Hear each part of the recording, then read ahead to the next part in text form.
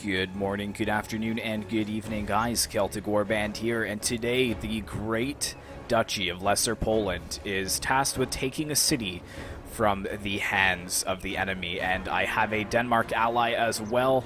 I've got the great banner of KRAKOW here, ready to inspire the men as we move forwards into this city.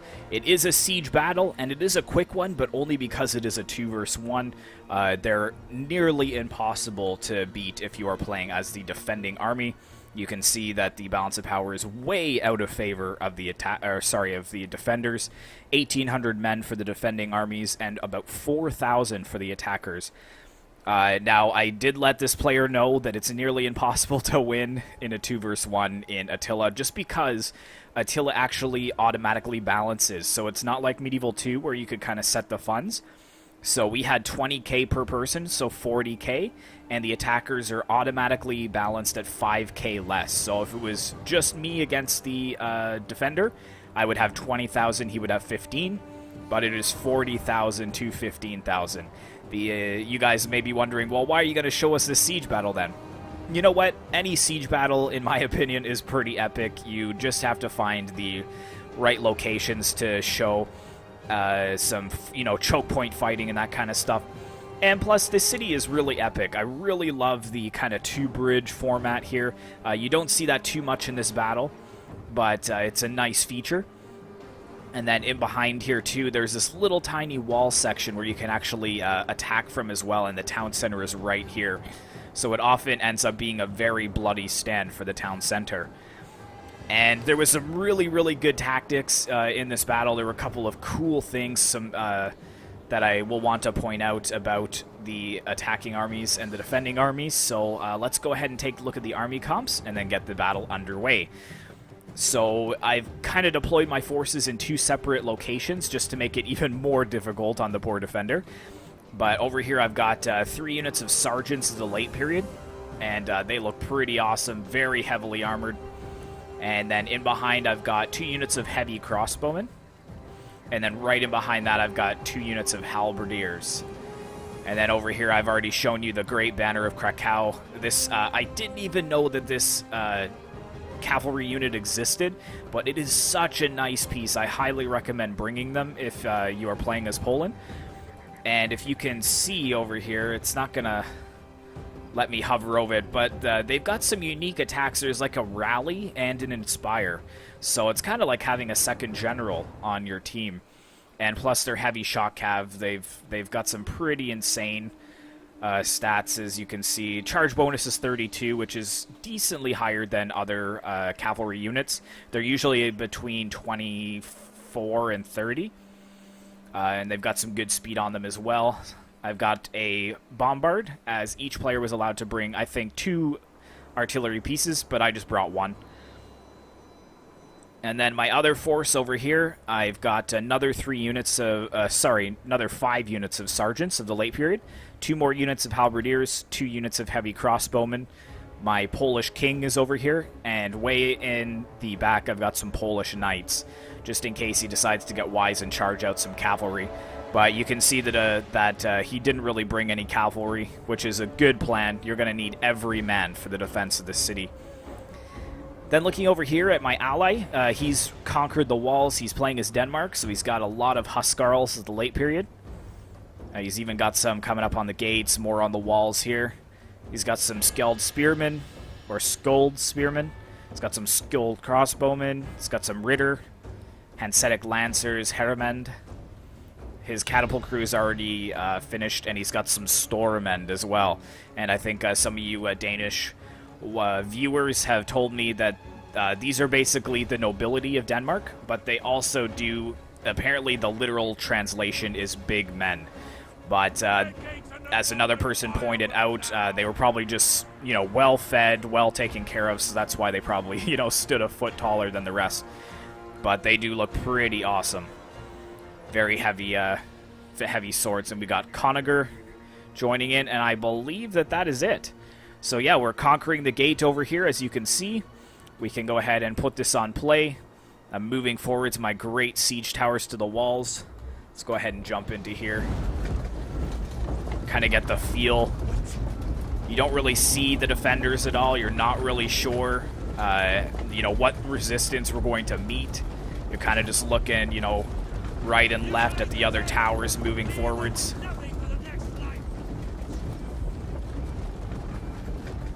Really, really cool. But the Denmark player is going to be the first one in. I'm kind of taking a little bit more of a calm approach, just because it was taking me forever to take some of these towers down. I don't know why, but, you know, the Great Bombard seems to have much better accuracy. It just takes so long to reload. So I decided to bring a Bombard, but they really barely do any damage to these towers. It takes, like, you know, 4 to 6 hits. But, yeah, we've already got the Huskarls over here moving forwards. You can see that they're pushing into the spears. The defenders kind of got this dual layer here, just because I think he wanted the Huskarls to charge into the swords, and then the spears were going to close in from behind. But Denmark wisely retreats from that. I would get out of range of those towers. They're just going to pick apart your men. So yeah, he's pulling back. He's not ready to commit just yet. I think he sees that I'm really not in any position to aid him at this point in time. But my Huskarls are moving forwards, or sorry, my sergeants are moving forwards, and we're conquering this wall pretty easily. Not really much in the way of defenders at all. You know, which makes sense, just because he's so heavily outnumbered, he really has to keep his most elite units for the town center. But here we go, jumping down and into the city. I'm trying to get my other sergeants over there away from the tower to capture the gatehouse, because when the tower falls, it will kill a lot of my men. So I have to be very careful about that. But I do want to capture this gate so that I can get some cav into the city right away. And there it goes. Excellent, excellent. So, yeah, you can see I took some casualties there from the towers. But that's alright. So we've got some forces here, some Spadaccini moving forwards against my, you know, little beach front here. I think that this was a little bit of a mistake, just because he's charged right into my sergeants, and he's kind of allowed for his wings on either side to be wrapped around. You can already see that I had my sergeants spread out in a longer formation than him. So when we do attack, I just kind of curl in around. And I've also got, you know, 2 other units to help me in this endeavor, so I'm going to be pushing forwards there. And yes, the great banner of KRAKOW is coming in. You can see it there, just riding forwards.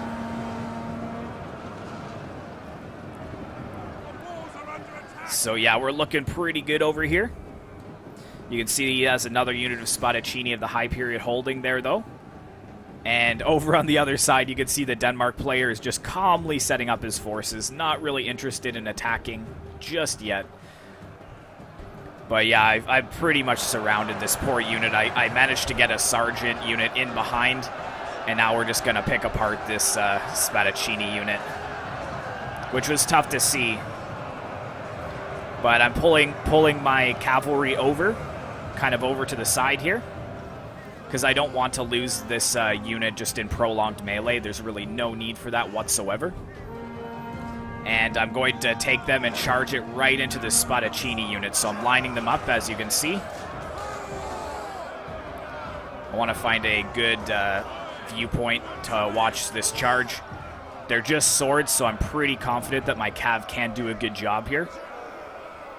Cav is invaluable in a siege assault. A lot of people will only bring them just to, you know, kind of ward off defending cav, but they can be super useful.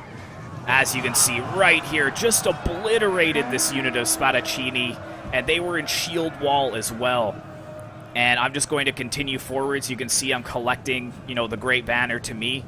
And we've got another unit of Spadaccini coming over here. But unfortunately, this one's not in shield wall. I'm just going to destroy this one as well and just keep moving forwards.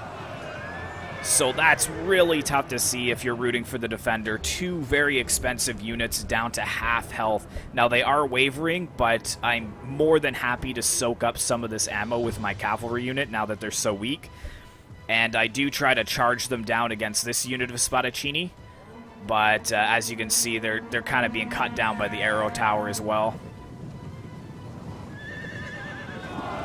I will get a charge into them, though, before I die. Oh, it was pretty much nerfed, though. But that's okay. This KRAKOW unit has already got over 100 kills for me. And check out these two units here. They are really weak. Pretty much just destroyed those two units. Over here, we're just moving, to attack this last wall. And the defender, he said that he was aware that you could attack from here, but I think he thought that he had more time. But I was right on my tail. I really tried to get, coordinated 2 or 3 tier attacks to kind of confuse, make you micro a little more and confuse the defenders. So yeah, my sergeants are just pouring into the town center. Come on, man. He does have... oh, yeah, here he goes. He's pushing forwards his foot condottieri.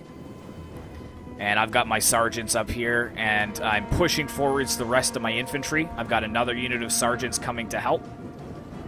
You can go ahead and watch this, this attack here. So yeah, really trying to stop us from pushing forwards into the town center.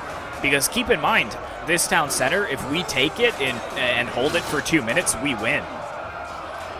So that makes it very imperative that the defender, push this assault back with his elite heavily halberd units like this.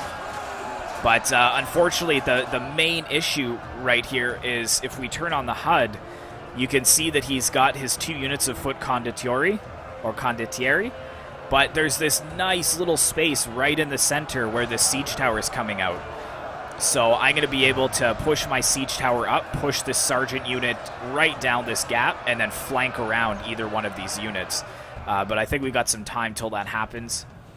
You can also see, again, I think my ally was a little more timid to attack this kind of choke point attack here, especially with the support of the arrow tower. But it looks like he's finally pushing up now. But unfortunately, these archers of the late period, they pretty much have used all their ammo at this point. I think I forgot to go over the the defender's army comp, but he just has a lot of Spadaccini for his sworded units. He's got some Lancia Sargente, he's got some Almogevar crossbowmen, got some Ballistariae, he does have 1 catapult, and he's got 1 unit of Piscieri, he's got the King of Naples, and some archers. And of course these foot condottieri. So yeah, here we go. So you can see that this unit of sergeants is just moving right in behind, and then we're going to get a nice flanking charge on the backs of these halberds. And halberds will decimate sworded units, but not if they're sandwiched in 2. Their morale, I find, drops pretty quickly. And now that I've established this little beachhead, you can see I've got more units coming forwards, and I can push up my halberdiers in this middle siege tower and then just send them right through. And you can already see that the foot condottieri are already breaking, which is frustrating if you're rooting for the defenders. Now over here, this Spadaccini, they are holding out though, which is nice to see. They have sustained some casualties, so they are kind of shaken. But then again, so have my sergeants. They're also getting pretty depleted. I just love grindy choke point battles, though.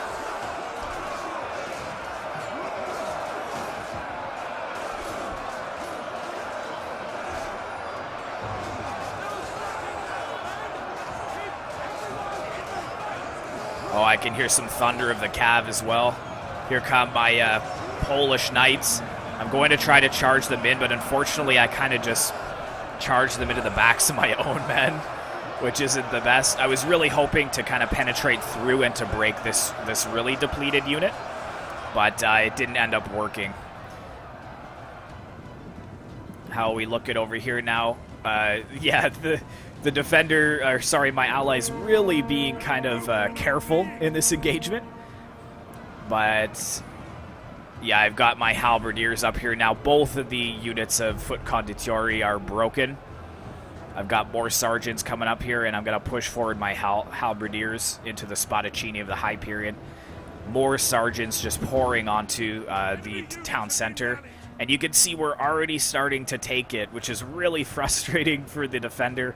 But like I said, it's nearly impossible to win just as one player. 2v2s are balanced automatically by the engine. But yeah, I got another nice charge into this Spadaccini now with my Polish Knights, because I essentially broke my own unit. And then I kind of pulled out, and I had an opening where I could just run these guys down.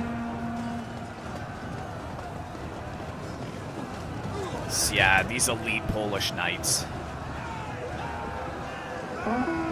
If you guys are looking for a good cavalry-focused faction, Serbia is really good, but also Poland. Poland has arguably some of the best shock cavalry in the game. So yeah, I'm pushing now onto the last stand over here. I've got my 3 depleted units of sergeants about to push forwards. I've got some heavy crossbowmen over here and my halberdiers, and it looks like my ally is slowly moving forwards to this final defense. But the thing is, like, the battle's pretty much over. Like, I think he was a little too late to the game. It was almost a 1v1. Just because a lot of his troops, you know, just... Yeah, they did wreck that spear unit over there, but they just took so many casualties to the arrow towers, unfortunately.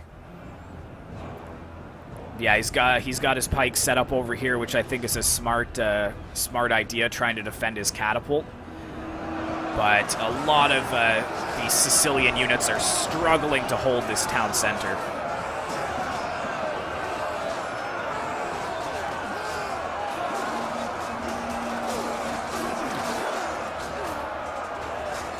Like just fighting in the gardens. Yeah, here comes the pike unit. He realizes that he needs to get, you know, more offensive units into the defense of this town center.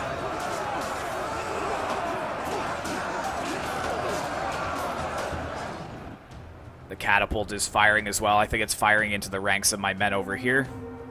Or no, actually, it's firing into the ranks of my ally. But yeah, I've got my cavalry over here, my Polish Knights.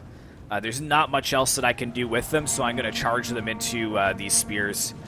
I know you shouldn't charge into spears, but the initial shock will kind of break them from their formation. And then I was really hoping for my ally to kind of push in right away. I could really use his support right now battling spears. But he's actually going to send in some of his Ritter to break these spears apart. So yeah, we've captured the victory point at this point, so we just got 1 minute and 40 seconds left. But most of my infantry is committed at this point. I've got some crossbows as well, trying to fire in an arc up over onto the spears. We got the general, the King of Naples, sitting over here in his little square. I would have kind of brought him in and around and then tried to get some rear charges, you know, on my more expensive halberdier units. But I've got my crossbows coming up onto the walls finally. And there's a little battle over here with some ballistariae and my sergeants. And I'm actually using my heavy crossbowmen to fire into the catapult crew so that he's no longer able to fire it.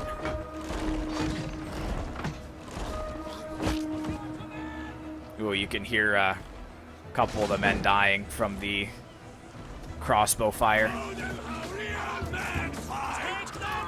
Ooh, yeah, and there they go. They are broken.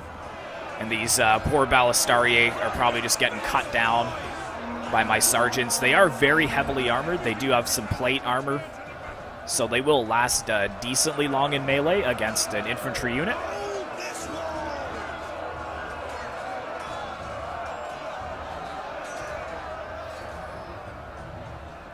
How are we looking over here?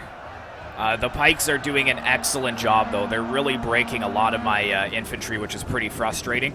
But I've kind of pushed my crossbows over here onto the flanks of the pikemen.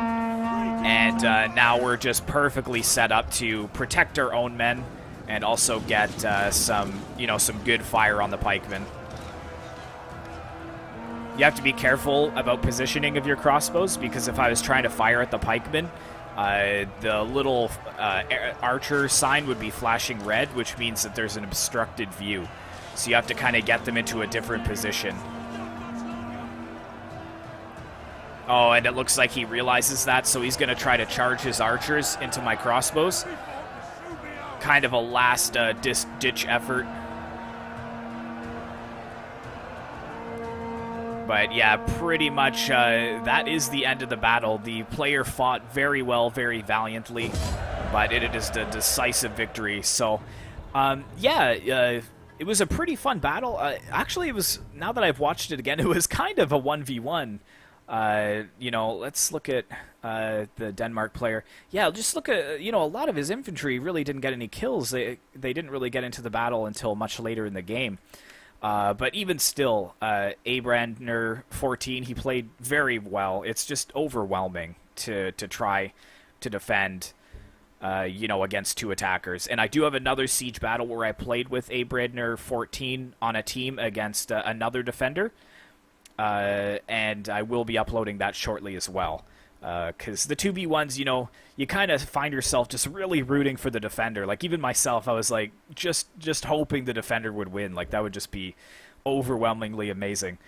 But, yeah, you could see for the Sicilians, the pike unit's getting 100 kills, but a lot of his other infantry, just not so much. Unfortunately, a lot of these units just got wrecked by my great banner of KRAKOW. Oh, that was an epic cav charge. But a lot of my sergeants did well. Some of my halberdiers didn't get into the action, and neither did my king, actually. But yeah, thanks very much to Big Boy and Abner. I can't say your name. Abradner 14 for joining. Hopefully you guys enjoyed this battle. Be sure to like, comment, and subscribe if you'd like to see more content in the future. And I will see you in the next one.